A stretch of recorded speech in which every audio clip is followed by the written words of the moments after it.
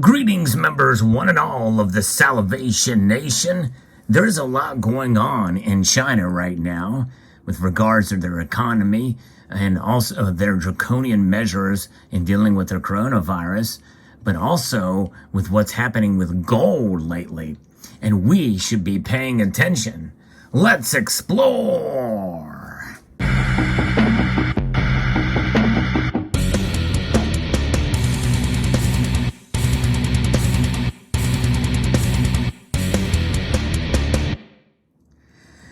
Many of us that accumulate gold and silver have been pretty frustrated with the very high premiums, but we should understand that with high demand naturally comes high premiums.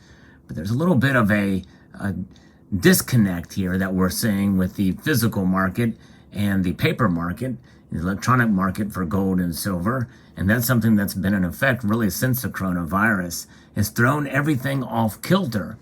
But in China, we are seeing something rather dramatic that has not happened, but two other times in recent history. And we're going to talk about that in this video as I reference an article here from mining.com.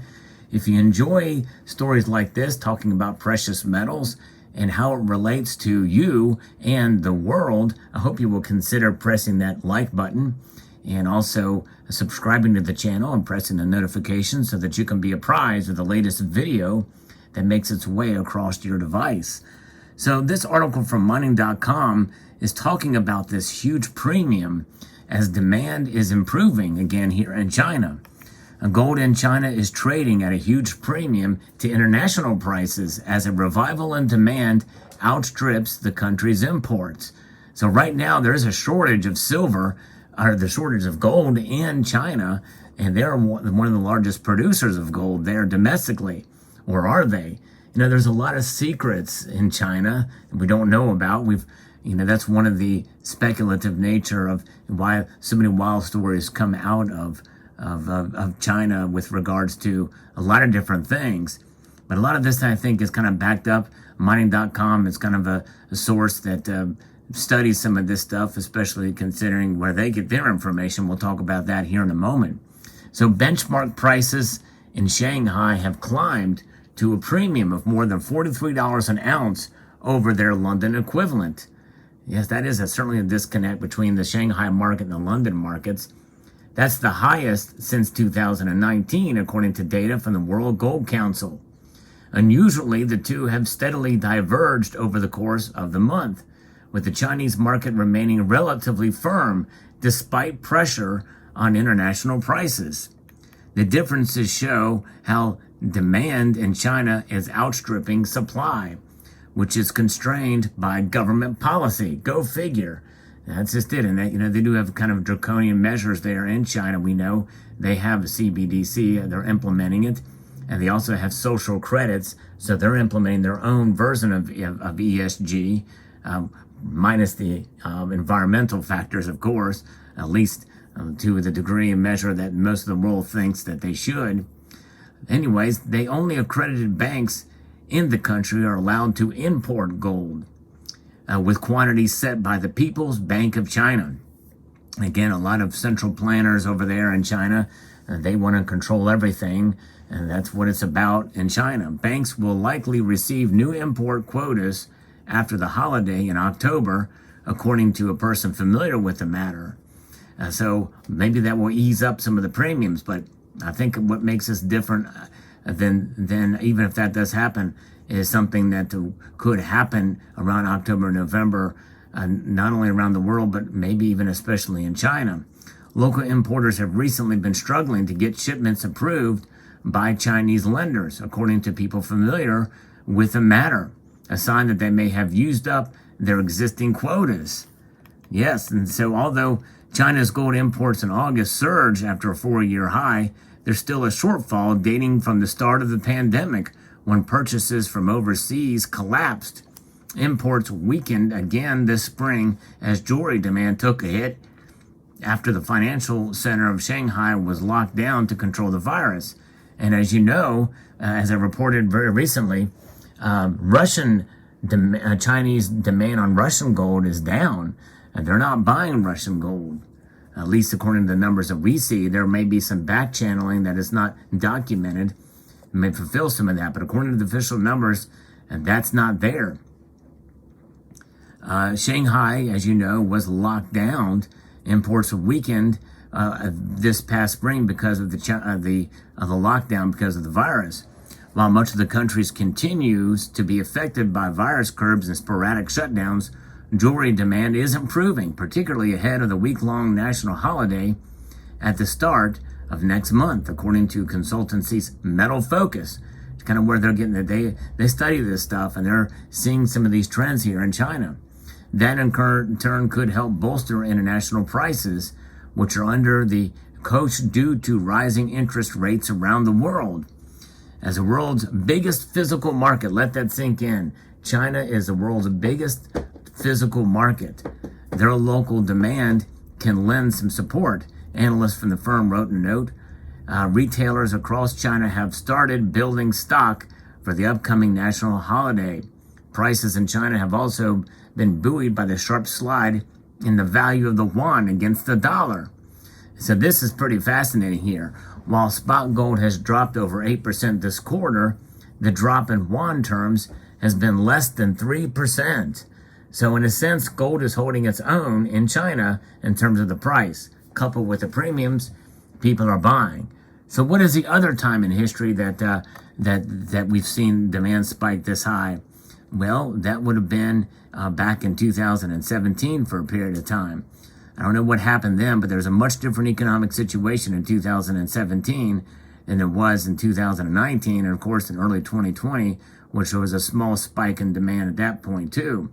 But right now we are seeing it trading at almost $50 per ounce, whereas back in 2017, I don't think it was quite that high according to the chart that I'm looking at, which is sourced from Bloomberg. But nonetheless, Chinese gold, it is certainly something that, and their demand is a kind of a different animal because it's so ingrained in their culture, in Chinese culture.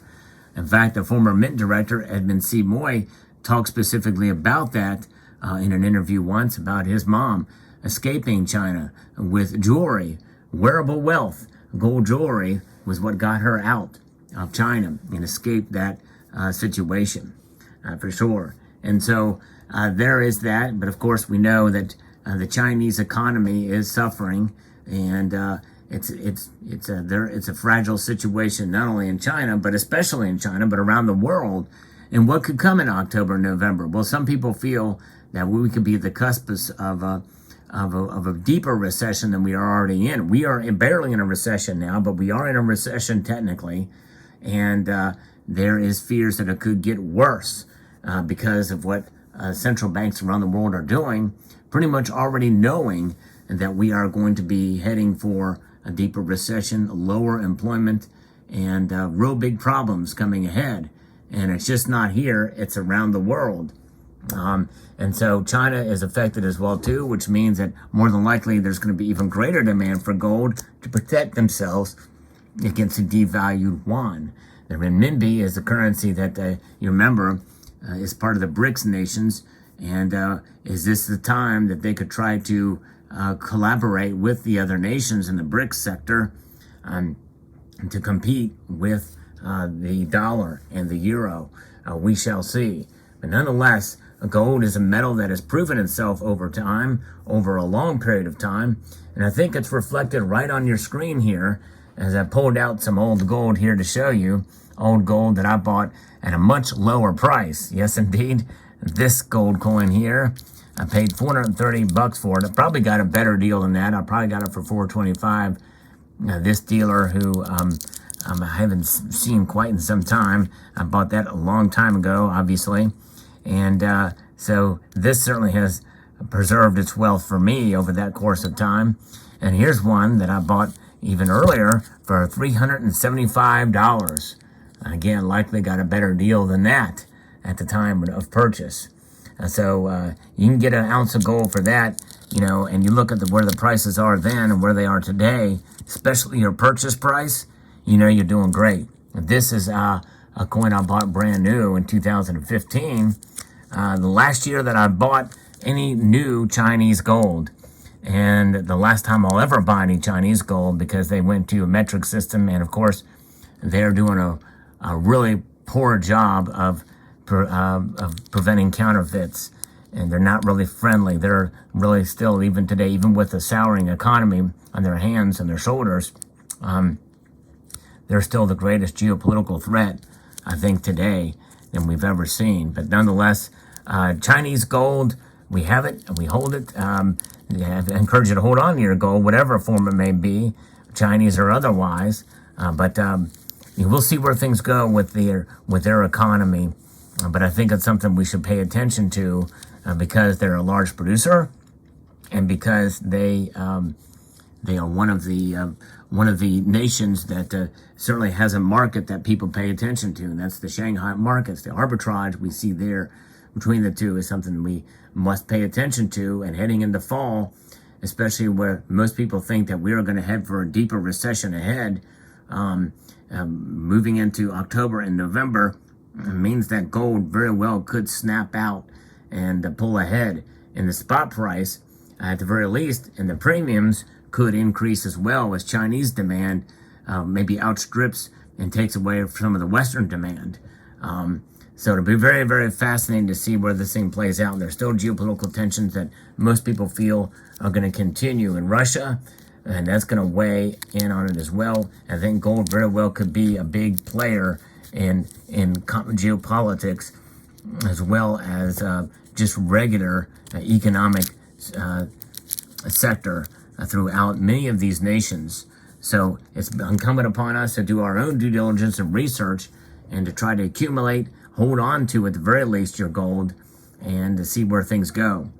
So I hope you found this video insightful. I'd like to extend a multitude of gratitude to you all for taking the time to watch, and encourage you to please rate, share, comment, and subscribe.